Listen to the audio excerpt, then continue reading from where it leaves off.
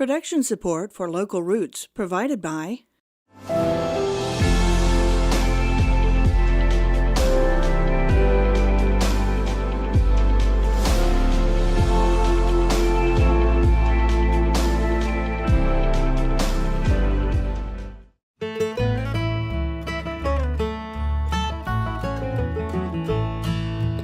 Gulf winds blow through canopy roads all the way to Thomasville.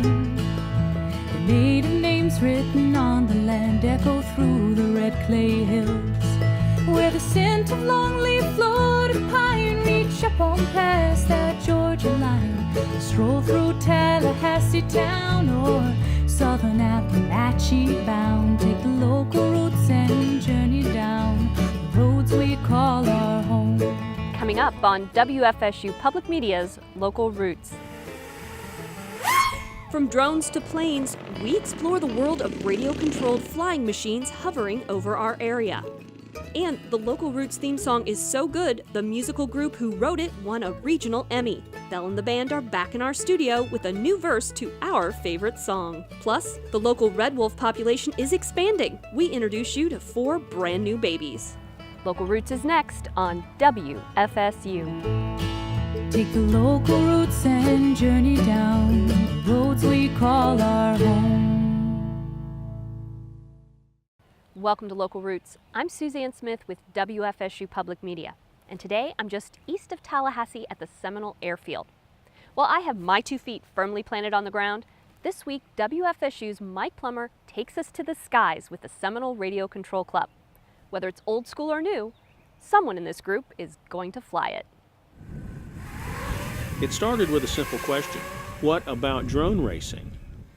Well, you never know where a question will lead you, and that question led me to the Seminole RC Club. They've been around since the 1960s, and if you like flying anything by radio control, this is the club for you. We have just a little bit less than 100 members. We are a radio control club that's primarily interested in aeronautical radio control. We have people interested in certain types of scale model aircraft, fixed wing aircraft, the so-called drones, the standard helicopters, and we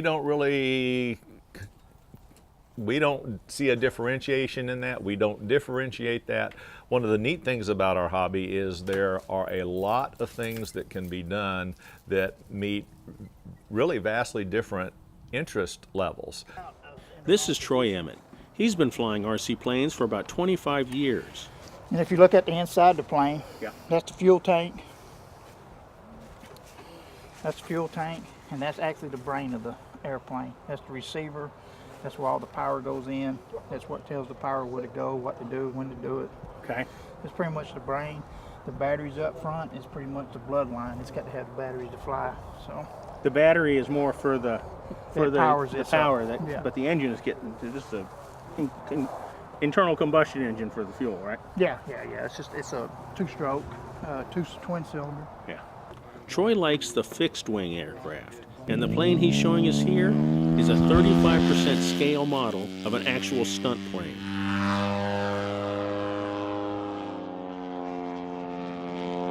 Now, one thing I saw early on, all these guys like to do maneuvers or tricks. None of this straight and level stuff.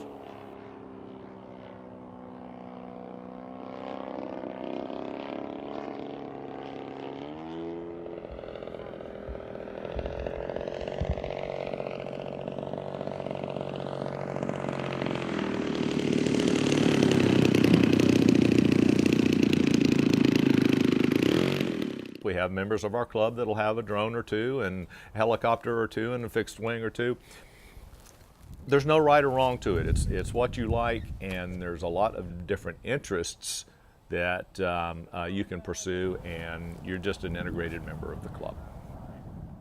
Many years ago, basically the only thing that was available for powering an aircraft was what we call a nitro motor, which is a motor that runs on nitromethane, an alcohol-based fuel. Now, more recently, the electric aircraft have really become very, very popular. Tristan Seeley started with the club as a teenager. 13 years later, he flies just about everything, but his favorite aircraft are the helicopters. Now this is not gas, No, it's electric. This is electric, correct. This is considered an 800 size helicopter as far as the classification. It's 60 volts. It's 2 7-cell packs that are in there together in series, so it'll be 14 cells. It has 5,000 milliamps worth of power. Is that what one of those Correct, cells yeah. look like? Basically, it would take 2 of these battery packs in order to fly it. Okay. You have a 160 amp speed controller inside. That's what regulates the power from the batteries to the motor based on where I put my throttle position. Then you have what's considered a 3-phase actual motor that sits inside. It puts out close to 10,000 watts of power, so it's probably about a 7 to 8 horsepower motor.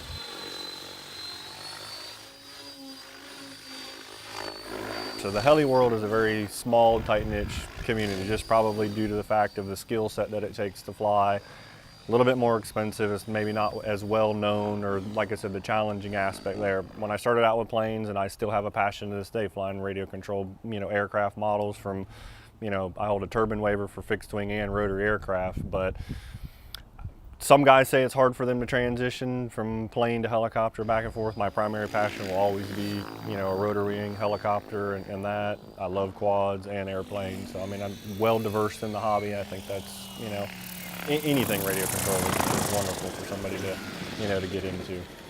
I wouldn't want to get hit by that thing. No, it would not be a good thing.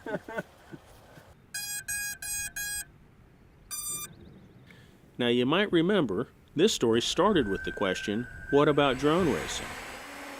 Well, I didn't find any local organized drone racing groups, but I did find a racing drone and a member of the Seminole RC Club who flies them. Travis Benjamin has been a radio control hobbyist since childhood, and he is developing an interest in the idea of drone racing. Racing, which I'm kind of a speed freak. I like to go fast and do things that you're not supposed to do, like fly upside down and backwards and that kind of stuff. I started flying RC when I was probably 10 years old, and off and on throughout the years, and as I've become a little bit older and more successful, I can afford the toys that I wanted as a kid, This is what you call a 220 millimeter racing drone, and it's just basically a piece of carbon fiber with motors, and then you have some electronics on the inside here that you have to pick out which ones you think are best, and there's programming, and there's also firmware updates and computer program updates. It's called a GUI, graphical user interface, and you have to learn how to use that. But this one was built for racing, to go fast and to do flips and make people go ooh ah. So the idea behind that is that it should be kind of durable and very maneuverable, and Yes, this one is actually really durable. I don't know if you can see, it's had some pretty bad spills, and that's 80 mile an hour into concrete. okay. So That is, that it looks like plastic, but that carbon fiber stuff is really hard. as strong as steel, almost as strong as steel. Flying's definitely a lot more affordable than it was when you and I were kids, even in actual dollars, even in unadjusted dollars for inflation. The actual dollar cost has come way down. You can go into the local hobby shop and come out with a rig, a nice rig for flying, depending on what you like to fly. Actually, I've seen multi-rotors for $40 or $50. All you need. Everything you need right there to fly. It's like any other hobby, the sky is also the limit. If the more sophisticated that you get, the more power that you get, the bigger aircraft you get, the cost can definitely escalate. But for the average person, you can get flying for $100, and then you can take your hobby as far as you want to go. at the Seminole Radio Control Club flying field in Tallahassee. For WFSU, I'm Mike Plummer. Raise the nose a little bit. That away. Turn right to straighten. The Seminole Radio Control Club maintains their flying field right here, 4.1 miles east of Tallahassee, right next to the Leon County Solid Waste Management Facility. Weather permitting, you'll usually find some members there in the late afternoon during the week or during daylight hours on the weekend. And get this, if you're really interested in trying it, you can arrange a trial lesson for free. Either way, Mike says they're just a great bunch of guys to talk with.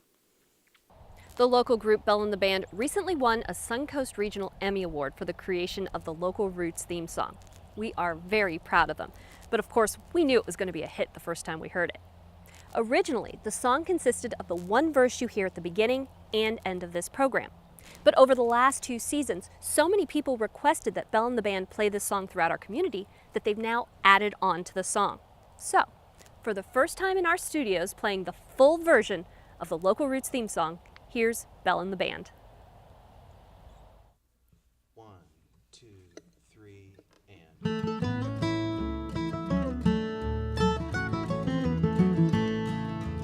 Gulf winds blow through canopy roads all the way to Thomasville. The native names written on the land echo through the red clay hills, where the scent of longleaf Florida pine reach up on past that Georgia line. Stroll through Tallahassee town or southern Appalachia bound. Take the local routes and journey down the roads we call our home.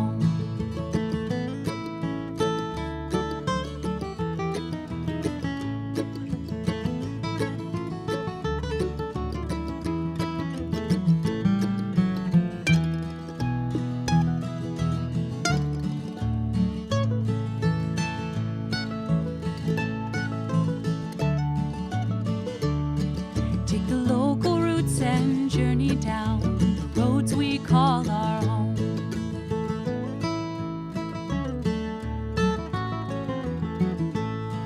Magnolia trees greet the southern breeze in the land where rivers wind. Seeds that spring up from the past leave us treasures yet to find. Where our children play along the land our fathers built with honest hands. Take a moment now and look around the paradise we have found. Take the local routes and journey down the roads we call our home.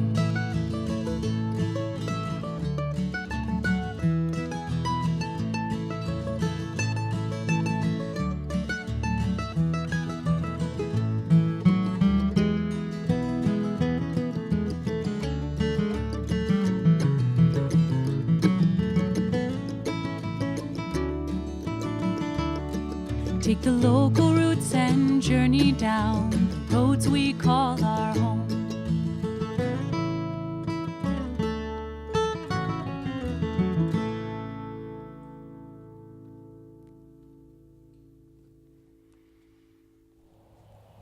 We took a few minutes to talk with Bell and the Band about that song and what it was like to win the Emmy.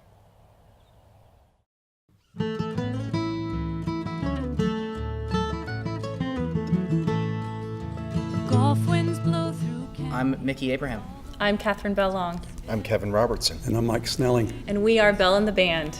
land echo through the red clay hills, where the scent of Since the show came out, people have come up to us during shows and asked if we can perform the theme song, which is really only not even quite a minute long. So when we put it into a set, it starts and then it's over. And so after having the show on air for about a year, I wanted to add another verse, first of all to give it link, but second of all because I felt like I had a little bit more to say now that I knew about the show and I saw all the wonderful segments that you guys do and what the show really means to the community. So it was necessity but also inspiration.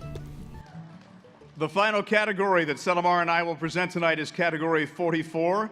Musical composition arrangement. When I first told the band that we were entered, everyone kind of laughed and started like making fun and saying, "Oh, now we can put on bio, we're an Emmy-entered band. Ha ha ha. But then when we got nominated, that was a huge deal to me, and I couldn't get anyone on the phone. The only person I was actually able to tell was Mike, and I called Mike.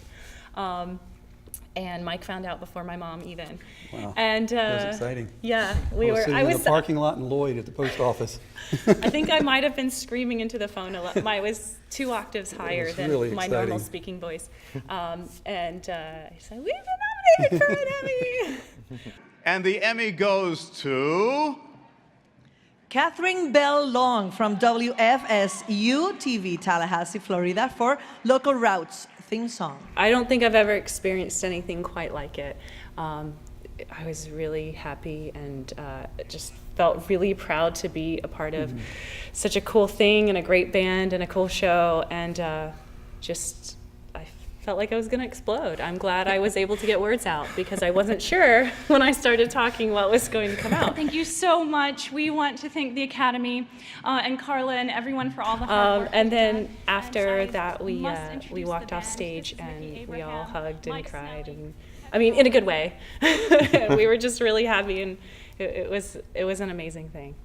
I'm just so glad that it came through in a great way, because it would have been the rest of the night convincing ourselves what a great honor it would have been just to go down and been nominated, which would have been a really, really great honor as well. But to come actually with the win is choice.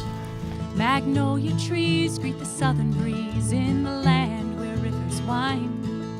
Seeds that spring up from the past. This Emmy-winning song will be on their new record, and that will help, I believe, in promoting them and just moving forward. It's going to be called Till We Know Better, and quite a lot of the songs on it are very introspective, and there are a few songs about the area as well. There's a few story songs that Catherine has kind of grabbed from her family history that are interesting. You really have to pay attention to the words to kind of get the story. I never really listened to the words at first, and because I'm so involved in the music part of it, I can't pay attention to that too. So I've just, recently been listening to more of the words and understanding what some of these songs are about, which is really cool. We are the fallen, deep within our grief, lying with our despair. There's also some incredible playing, obviously, some great picking, incredible tones.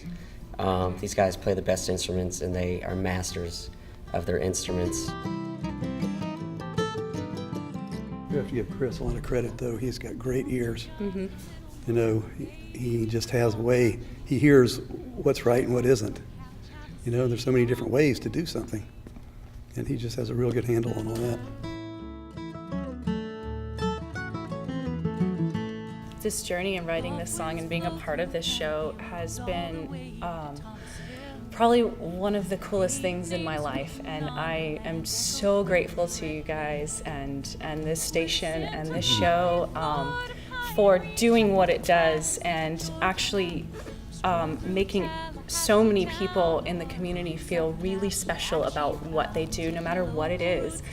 And also including so many artists on projects and things. It's just a wonderful thing, and we're really blessed to be a part of it and to be a part of this city and this community. Thank you, guys.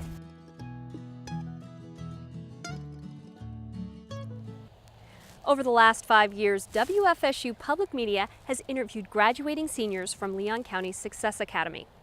The Success Academy is a school for students who've fallen behind or who don't usually succeed in a conventional classroom setting.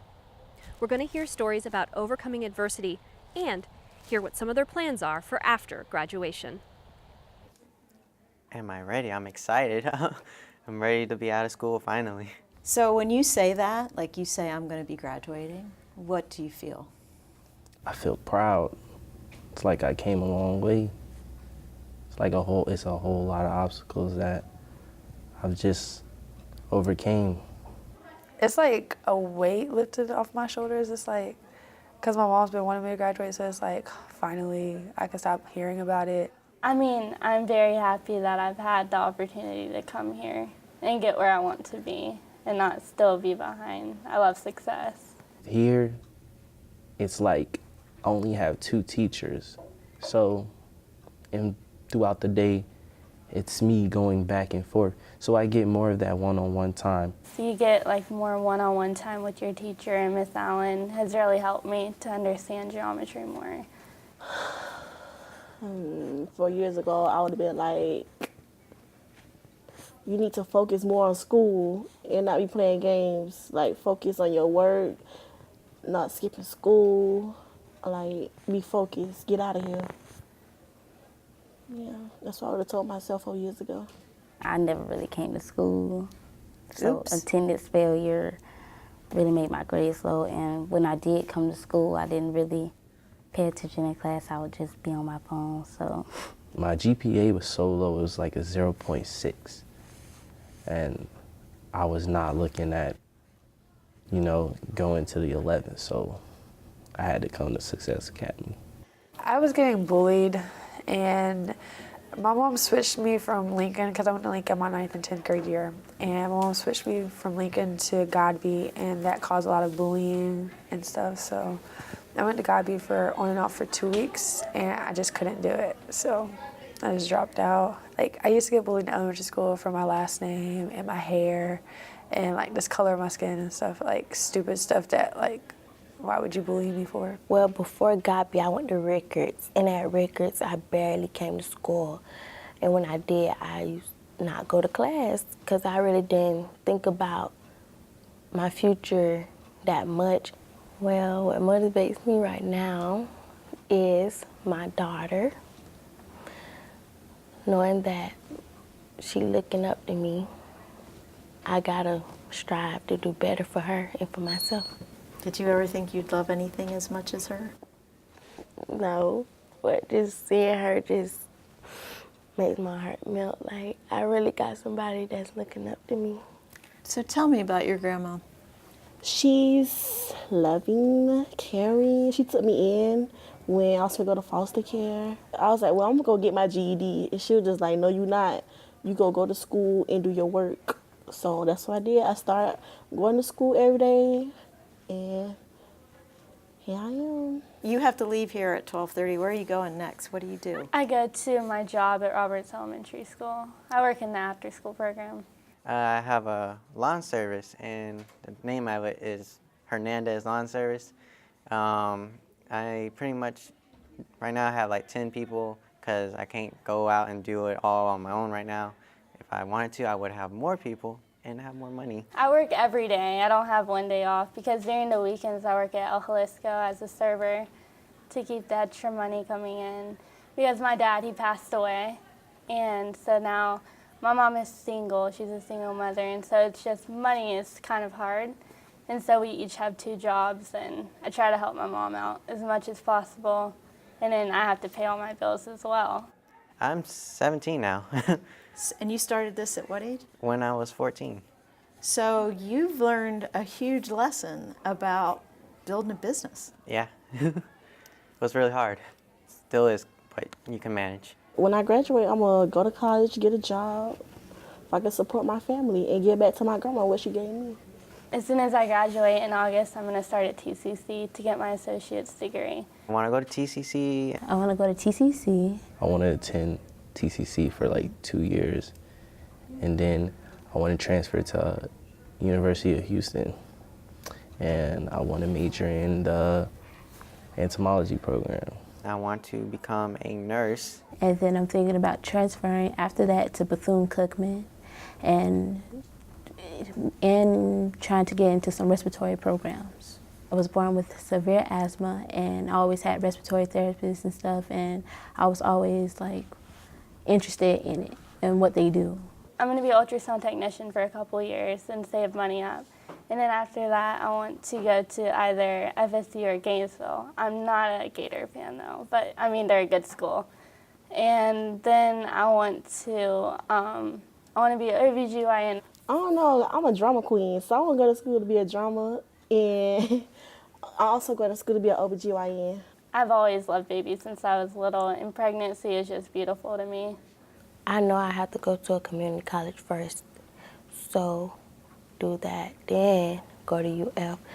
And I want to be a lawyer. I want to go to the Navy and become a lawyer through the Navy. I like watching TV, to be honest.